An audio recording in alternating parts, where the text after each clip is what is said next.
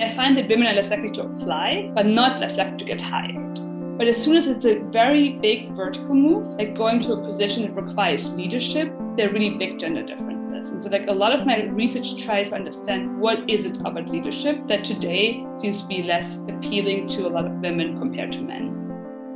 Welcome to Get Inspired, your podcast to feel connected, empowered and inspired by real-world role models and their stories of managing parenthood with successful careers. Today we're talking to Dr. Ingrid Haegele, an economist at MIT and LMU Munich, whose research into gender differences in corporate settings tells us a lot about how we can fix some of those imbalances. I'm going to hand over now to the host of this podcast, Ricarda Engelmeier, the founder of My Collective. Welcome at My Collective, Ingrid. It's great to have you here. Thanks for having me. We already had a talk about what we're going to speak about today. And one of the most interesting parts in our conversation, and also in the couple of studies that I've read from you, was that you were focusing in your work in the field of labor economy on demystifying the myth circulating about, for example, gender gap, a topic that we quite often focus on here in My Collective. And I was wondering if you could fill us in a little bit. Why are there so many myths? What are the myths? And in specific, why are there so many myths in the area of a gender gap? Yeah, so as a researcher, whenever we talk about gender differences in the workplace, and I think also when you read the newspaper, when you talk to your friends, we often think about glass ceilings. And I'm not sure if anyone of you know why we call it the glass ceiling, but in 1980, the Wall Street Journal came out with this one magazine that had a pretty crazy illustration on the cover. There was a woman in a pencil skirt on high heels, standing on a tiny desk and pressing her face at the glass ceiling. And the illustration was so, captivating, also, playing with this female stereotype of a pencil skirt and, an assistant in the high heels, that it really caught on. And everybody was talking about the glass ceiling. And not only, in magazines, but also a lot of politicians. So over 12 countries in the EU have established gender quotas for board members. So it's really a lot of the attention among politicians, but also by researchers, has been really focused at the very top of the job ladder, trying to break the glass ceilings. And, this is really important. In Germany, we all know, we had a female chancellor, and that was a really important point, right? Me growing up, there's a woman who can rise to the highest office in Germany. That is really important. But, there's been lots of hope that once you break the glass ceiling, it'll trickle down. And there's been quite a lot of evidence, for example, from a board quota in Norway or similar law in Italy, that hasn't happened. So even if those laws, they're pretty effective at increasing the female shares at the very top, it doesn't change, female shares at lower levels. It doesn't change how girls think about their career in school. It doesn't change how women select into majors in college.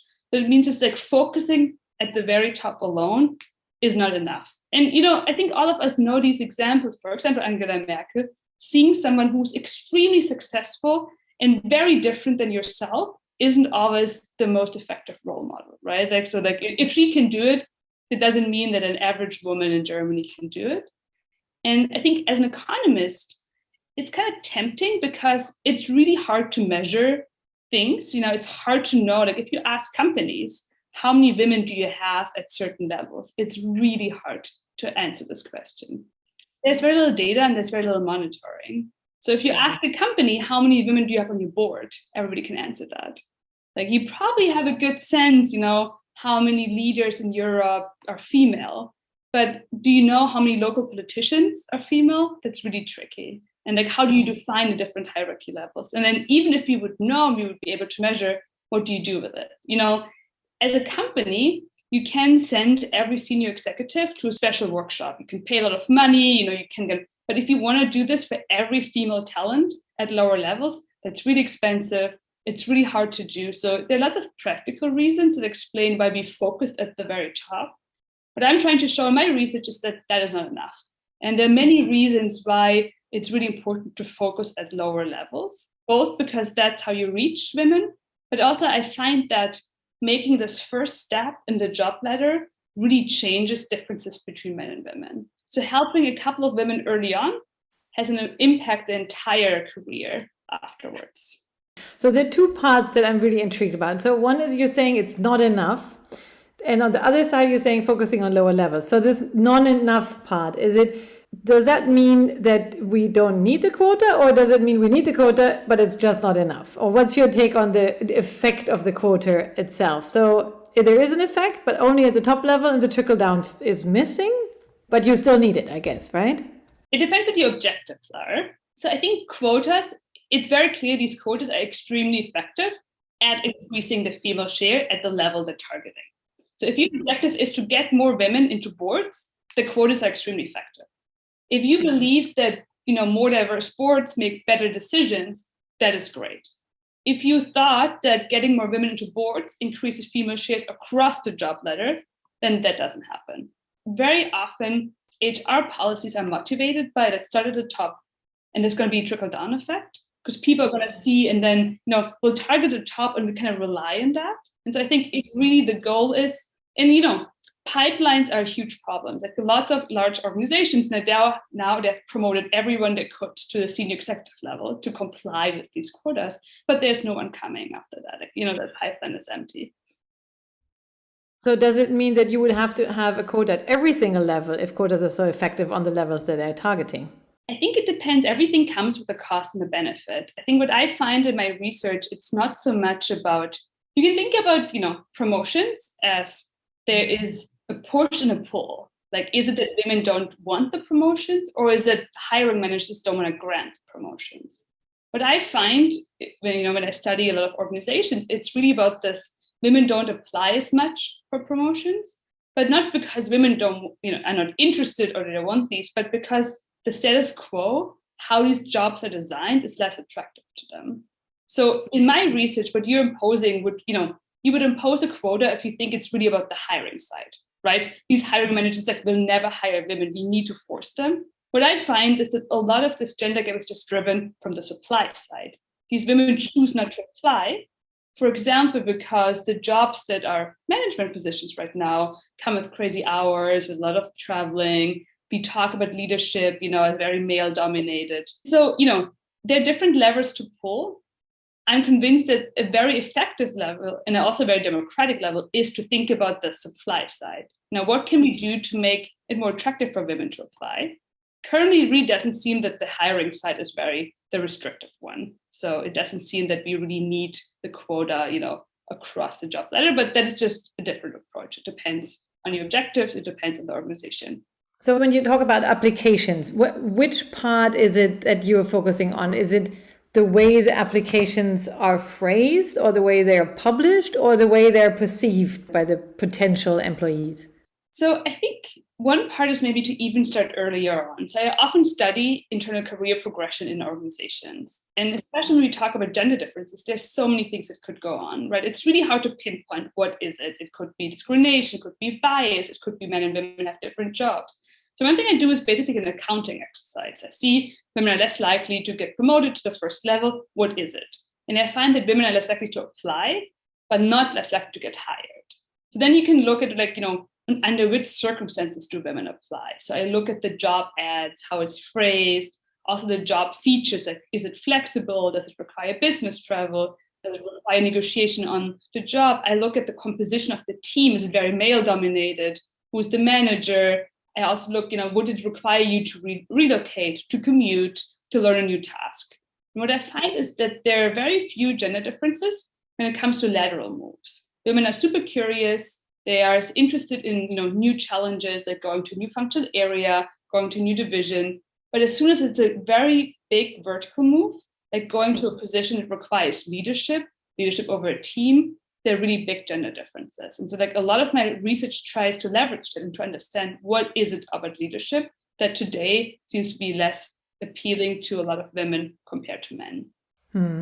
I guess, one of the main topics that is always discussed is mobility as a kind of showstopper, right? Is that the case? Is mobility the one and only showstopper, or is it, and how do you tackle that if that's the case? That's a good question. I myself am a vegetarian. And so when I go to a restaurant in Munich, for example, sometimes you think that I'm not hungry because I will order a potato salad because they only have meat dishes. And so I think about this like about the jobs like going to a restaurant. Like sometimes you see women don't apply and you think maybe they don't have an appetite to be a leader. They don't have an appetite for a career, but maybe they're just not interested in that combination that's offered on the menu. So what I do is I basically disentangle the different job features. And it's really difficult to really measure, right? Because leadership positions also have more pay, they have less flexibility, they have bigger teams. So to pinpoint what it is. And one thing we did, we surveyed like 30,000 workers at this really big company in Germany. And we asked them, like, where would you like to see yourself in 5 years? And a really big point was that women were less likely to want to do leadership responsibility. But when you ask them, they often say, yeah, I would like to, but I'm not sure what about the hours. If I have to work overtime, what if something happens on Thursday night and I need to figure it out? What if there's a pushback by the team? But then we asked a lot of women who just recently made this first big step. And a lot of them are saying, I wasn't sure if I liked it. And then I tried it out and I realized I'm actually good at this. Because very often managers are much more male than female. So if you just look around and you're like, maybe this is not a good job for women because clearly the other women didn't choose to get this job. So I think a lot of our research is really influenced by these women saying, I wasn't sure and I tried it out and I actually really like leading a team. And a lot of these, characteristics that leaders have, we often talk about leaders in a much more male leaning language, right? Like you have to be authoritative. You have to make these decisions, you have to be tough. But then these women are like, oh, you have to be super empathetic, you have to be a good team player, you have to be good at communicating. So I think a lot of that is uncertainty to apply to something that you don't know. But then looking back, a lot of women actually discover they're pretty good at this and they really like leading a team. So what can companies do? I guess there are a couple of things that you can do in terms of, phrasing the job differently or actually creating different types of jobs. But what did your research show? I mean, 30,000 people and the company must have had some solutions for this. Can you give some advice for companies who do want to tackle that problem? Yeah, I think there again, you can look at about push and pull factors. So push factor is, do women feel, comfortable applying? So I find in my research that men and women have really different application thresholds. Like women care much more about a good relationship with their manager. They feel much more it's disloyal to leave the team. And they put much more weight on supervisors' approval and, saying you should apply. So I think at the stage of when men and women don't really know what the job brings, men are much more likely to just apply and women are just much more, careful. These are just human differences that we find in, there's behavioral evidence in many different settings. But when we think about application systems that are built to empower everyone to drive their own career, they can really magnify. So companies can, and I do work with some companies that could, think about workshops to support employees. And, you could support both male and female employees, but I would guess that the impact on female employees would be much larger. Just really empower them, maybe talk about what does it mean to get rejected. Applications are just a normal part. Like this is how you get a job. If you don't get it, that's okay. Like a lot of these things that women seem to be more worried about because they're more worried about these social interactions than men on average. So from what I understand, so you would say women are applying only for those jobs where they say, I'm 100% certain that I can do it and I really want this type of job, and men would go crisscross applying everywhere, but that kind of actually sort of works out better. Exactly. How does that work from what would be your suggestions then for men and women when applying? Is that the suggestion that everybody should go crisscross and apply everywhere?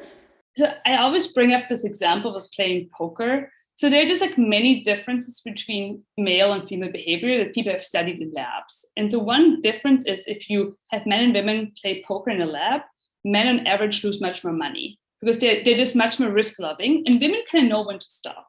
So women are much better sometimes to, have a good sense about risk. So in the lab, if you ask me who does it right or who does it better, men or women, it's clearly women. In application systems, we don't have this disciplining force. We don't have the force that says, if you apply again, you'll lose money. So basically the strategy of that men use more often than women to just apply all over the place, and that's what I see in my data, it actually kind of works out. So, I think in the sense that applications are not that costly, and honestly, many firms are trying to get more applicants, not less applicants. I think just encouraging women and just maybe having an extra support, talking about it, it's okay to apply. And, if supervisors can always do that, maybe HR can do it, maybe there can be a mentoring system. You would even think about like an automated application system where, everybody applies every 6 months or something like that. Such systems would actually reduce the gender gaps because men right now apply much more than women. So basically applying as much as possible and then also being able to actually choose on your side in a way. Yeah. And so I think the other thing you asked me, what can companies do? So this is the push factor. You can also think about the pull factor, like how do we design jobs? So one strategy is to change job ads. It's been really popular in the last 5 years.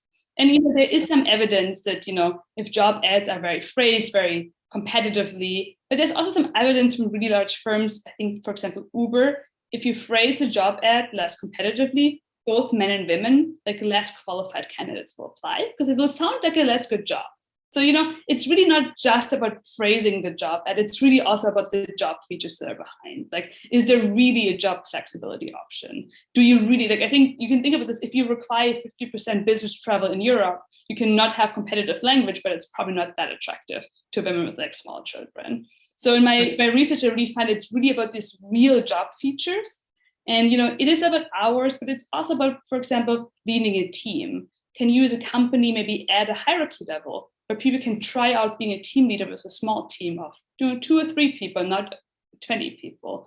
Or can you adjust some of these things so it seems less scary and more manageable? Could you, for example, if someone is on parental leave, could you offer someone else the chance to just try out being a leader for the 12 months that they're replacing someone on parental leave, and then just decide if they want to do this or if they want to go back to their old job? Yeah, this is actually a topic that we quite often talk about. It's sort of innovative, fluid work models that you could work around through your parental leave to actually not see it as a sort of end of your career, but actually as a career booster. And one very innovative approach is to actually make someone sit on the job while you are on parental leave. And then when you come back, have a bit of a handholder, and that person who's been sitting on that job actually gains some experience at a certain level and can then move on from there. So I think that's a really interesting way of seeing it and also promoting it. But this leads me to our last question, parenting skills. So we are very much focusing on converting parenting skills into leadership skill. And I would be intrigued, which parenting skills did you see in your research turning into leadership skills most often? That's a good question. A lot of my research is about how managers affect workers and firms. And one thing I find is that it's really hard for managers. Managers have a conflict of interest because many organizations rely on managers to identify talented workers, but they're not compensated for that. So you're supposed to find good people, help them to get promoted, push them to move on, but then you have to replace them, don't know how, maybe you can't get a rehire, etc. So there's this phenomenon of managers trying to hoard good people instead of promote them. And I feel like one thing that parents are pretty good at is at letting go and learning at letting go. And so I think as a manager, it's also, you feel like you've invested in these people and now it's your right, to benefit from it. But I think it's also really important to think and believe in the people and really know when to let go. And so I think that's a really great leadership skill. That's a great parenting skill and leadership skill. Thank you so much for being with us.